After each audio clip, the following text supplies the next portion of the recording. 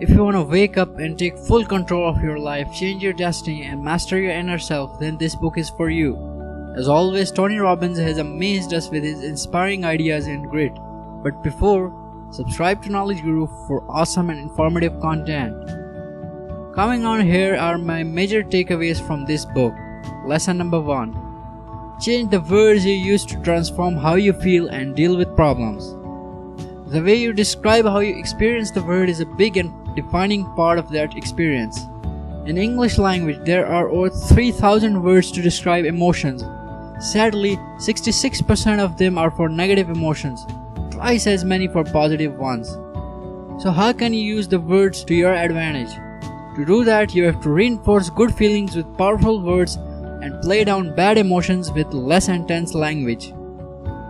For example, instead of saying that walking in rain makes you feel happy, you could say, I'm in a complete bliss. And instead of yelling, this piece of junk is annoying me at your car that just broke down, you could say, well, that's a bit unfortunate.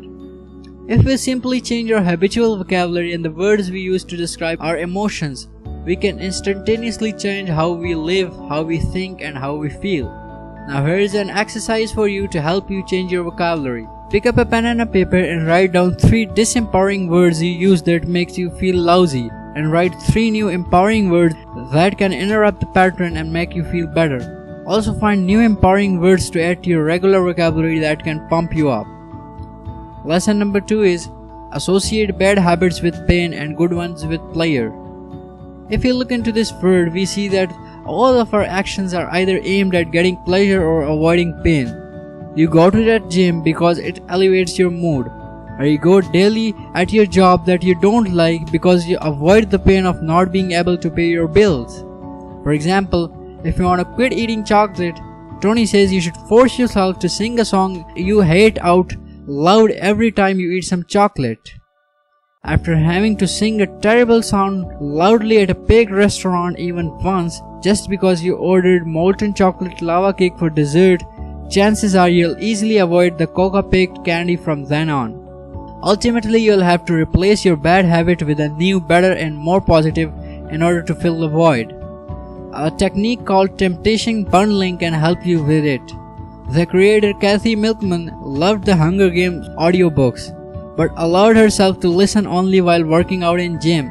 As a result, she worked out 6 times a week just to find out what happens.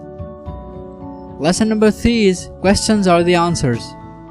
Tony says that the main difference between successful and unsuccessful people in any area was that successful people asked better questions and as a result they got better answers. In challenging situations, if you ask yourself why me, it rarely produces a positive result. While how can I use this usually leads us in a direction of turning our difficulties into a driving force to make ourselves and the world better.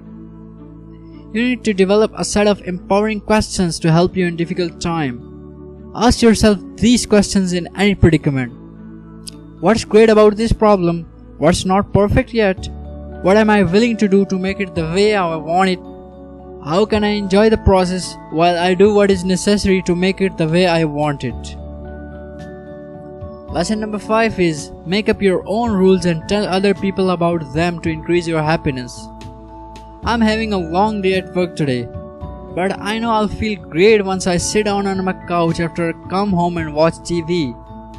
Have you ever thought something like this? I'm pretty sure you have. We all have our little rules that determine what does and what doesn't make us joyful.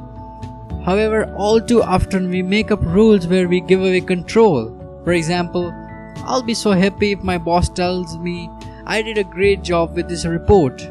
It's not a good rule to have because you hand over your happiness to your boss whom you cannot control. So first, make up better rules. Like, I'll be happy if I spend at least 1 hour focused work on this report. Now this is a better rule than above because it's something you can influence.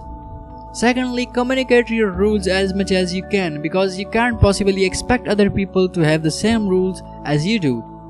When you think your best friend is not a good friend because she only calls you once a month, then that's just your rule about thinking best friends call each other every few days. Tell her that that's what you believe, and she'll tell you her rule, which then lets you two of you find a better solution that works for both of you. These were few of the extracts from the book Awaken the Giant Within. If you want to add something to this, or you think I might have missed something, then mention it down in the comments below. And as we know, sharing is caring, so like this video and share it with your friends.